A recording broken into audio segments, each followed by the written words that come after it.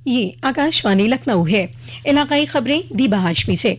वजीर आजम नरेंद्र मोदी ने आज सुबह 11 बजे आकाशवाणी से मन की बात प्रोग्राम के जरिए अपने ख्यालात बांटे।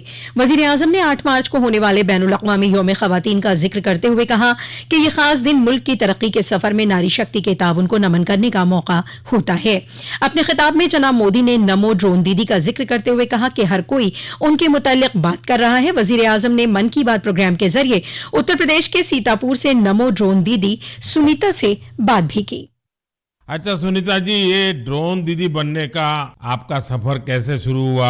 आपको ट्रेनिंग कहाँ मिली? कैसे कैसे बदलाव क्या आया? जी सर, ट्रेनिंग हमारी फूलपुर एफको में हुआ था इलाहाबाद में, और वहीं से हमको ट्रेनिंग मिली है। ड्रोन काम क्या करेगा, वो कैसे सिखाया? सर, ड्रोन काम करेगा कि जैसे अभी फसल बड़ी हो रही, बरसात का मौसम या कुछ भी ऐसे बरसात में दिक्कत होती, खेत में फसल में हम लोग घुस नहीं पा रहे हैं, तो कैसे मजदूर अंदर जाएगा। तो इसके माध्यम से हम बहुत फायदा किसानों को होगा और वहाँ खेत में घुसना भी नहीं पड़ेगा। हमारा ड्रोन जो हम मजदूर लगा के अपना काम करते हैं, वो हमारा ड्रोन से मेड़ पे खड़े होके हम अपना वो कर सकते हैं।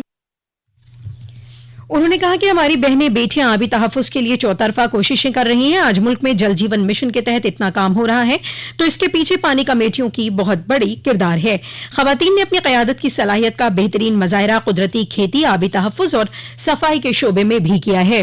वज़ीर आज़म ने कहा कि हिंदुस्तान की खूबसूरती यहाँ की कसरत और हमारी सकाफत के अलग अलग रंगों में मिली जुली हुई है, और मुझे ये देख कर अच्छा लगता है कि कितने ही लोग बगैर किसी मफाद से सकाफत के तहफ्फुज और इसे सजाने की कोशिशों में जुटे हैं। वजीर आजम ने हाल ही में बनारस में देखी हुई फोटो नुमाइश की भी तारीफ की। उन्होंने कहा कि काशी और करबो जवाहर के नौजवानों ने कैमरे पर जो मोमेंट कैप्चर किए हैं वो बेहतरीन हैं।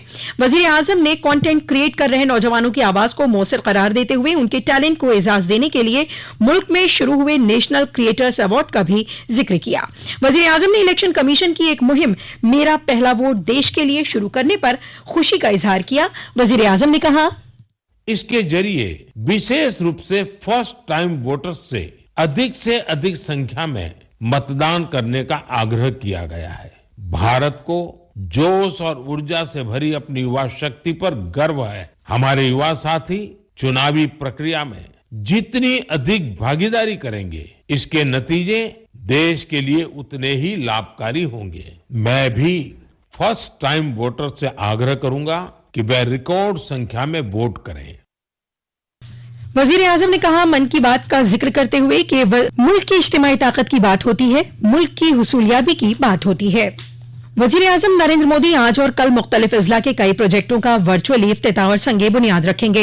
इस मौके पर रायबरेली एम्स में क्रिटिकल केयर खिदमात की शुरुआत होगी। वजीर आजम आज राजकोट से रायबरेली समेत मुल्क की 4 दीगर रियासतों में एम्स का इफ्तिताह भी करेंगे। इस प्रोग्राम में वजीर आला योगी आदित्यनाथ के साथ मरकजी वजीर स्मृति ईरानी, मरकजी वजीर मुमलिकत बराए सेहत SP सिंह बघेल, रियासत के नायब वजीर आला और वजीर सेहत ब्रजेश पाठक भी मौजूद रहेंगे। दरियास्ना वजीर आजम आयुष्मान भारत इंफ्रास्ट्रक्चर मिशन के तहत रियासत के 15 अजला में बनने वाले क्रिटिकल केयर ब्लॉक का संगे बुनियाद रखेंगे।